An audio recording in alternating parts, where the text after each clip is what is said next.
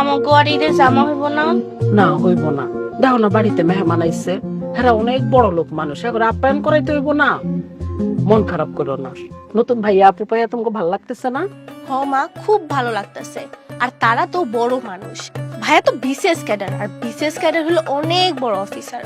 আর টুপু, তুই মন খারাপ করিস না, হুজুর কি বলছে মনে নেই যে মেহমান হইলো আল্লাহর দ্বারা উপহার। মাশাআল্লাহ, আমার ঠাকুর অনেক কিছু জানে। মারে, নতুন জামা তো একদিন পুরান হয়ে যাবো নাকি, কিন্তু মানুষের মন খুশি হইলে সেটা কোনোদিনও পুরান হয় না। তোরা ধইরা নে, তোদের নতুন এই আপু ভাইয়া তোদের জন্য ঈদের উপহার। হ্যাঁ যাও মা, যাও, নতুন আপুর সাথে একটু গল্প করো, যাও। আপু, তোমার একটা গোপন কথা বলি। কার গোপন কথা? আমগো দুজনের গোপন কথা। আমরা যে গাড়িতে নাম লিখছিলাম আর ভাইয়া যে ধমক দিল, আর আমরা দুজন যে দৌড় দিলাম, আমরা কিন্তু ভয়ে দৌড় দিইনি। ভয় না পেলে দৌড় দিয়েছিলে কেন? হ, আমরা দুই বোন ভয় পাই না, ভয়ের অভিনয় করি। কি ব্যাপার, কি নিয়ে হাসাহাসি করা হচ্ছে শুনি? কি এখনো কি অভিনয় করছো নাকি? কি ব্যাপার, হাসছো কেন?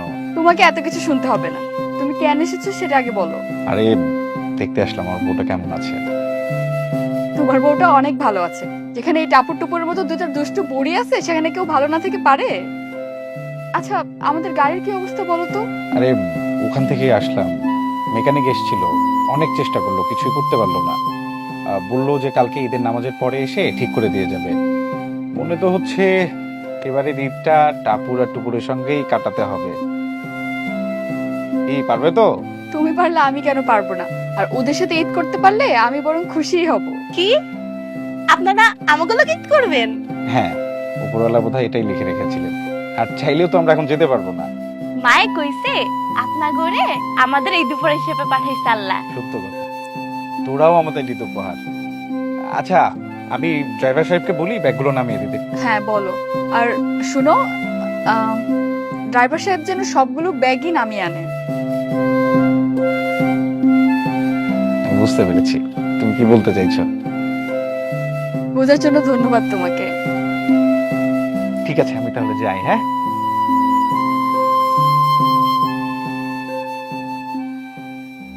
এদিকে আসো, এদিকে আসো। এ কি করলো, পলা মায়া নাকি আমাকে লগে ঈদ করবো? শুনছি তো, আমার সামনেই তো কথাটা কইছে, খুব ভালো হইব। এত বড় অফিসার আমগোর লগে ঈদ করব, আর টাপুরা টুপুরের ঈদ তো আরো বেশি আনন্দের হইব। সেটা তো হইবই বউ, কিন্তু আমি ভাবতাছি এত বড় মানুষ আমাকে লগে ঈদ করব, আমরা তো ওই ব্রয়লারের মুরগি আর মোটা চালের ভাত ছাড়া কিছু খাওয়াইতে পারুম না।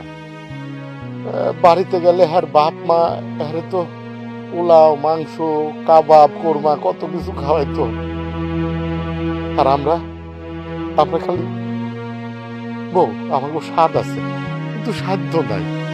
এই শুন, এই দুইটা বালা স্বপন কর্মকারের কাছে বন্ধক দিবা, হ্যাঁ 10,000 টাকা নিবা, নিয়া ওই মাইয়াটার জন্য একটা শাড়ি আনবা, আর ওই পোলাটার জন্য একটা পাঞ্জাবি নিও। এই শেষ সম্বল তুমি দিয়া দিতেছো? আর কিচ্ছু হইব না, আমরা কষ্টে মষ্টে আবার এটা ছুটাইয়া নিয়ে আসবো না।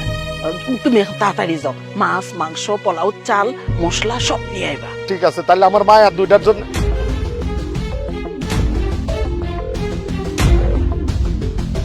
এই মায়ের বালা আমি বন্ধ করে রাখবো চাচা। এই যে এইটা নিয়ে যান আপনি বাজার করে। না স্যার, আমি আপনার এই টাকাটা লইতে পারুম না স্যার। স্যার না, আবির, শুধুই আবির। এই 4টা ঘন্টা আপনারা যে ভালোবাসা দিয়েছেন, বাবা মা থাকলে সেই ভালোবাসা দিত কিনা আমি জানি না। জন্মের সময় মা বাবাকে হারিয়ে মামা মামির কাছে বড় হয়েছি। মামা মামি তো, তাই কখনো বাবা মা ডাকতে পারি, কিন্তু আপনাদের যত দেখছি বাবা মায়ের অভাবটা বুঝতে পারছি। আমাকে টাপুর আর টুপুরের ভাই হিসেবে মেনে নেবেন না? আপনি এত বড় অফিসার, আমগো মতো বাপ মায়ের পোলা হইবেন? সন্তান সন্তান যত ধনী হোক, বাবা মা যত গরিবই হোক, কিন্তু সন্তানের কাছে তার বাবা মা সবচাইতে ধনী। এই এই বাড়িতে পা দেওয়ার পর থেকে আপনি আমাদের মায়ার বাঁধনে বেঁধে ফেলছেন মা। আপনার প্রতিটি কাজের মধ্যে মায়ের মমতাই পেয়েছি। ছেলে বেঁচে থাকতে মা কেন হাতের বালা বেচবে? বাবা, আপনি যান, বাজার করে নিয়ে আসেন। কি হলো জান? যাইতাছি যাইতাছি।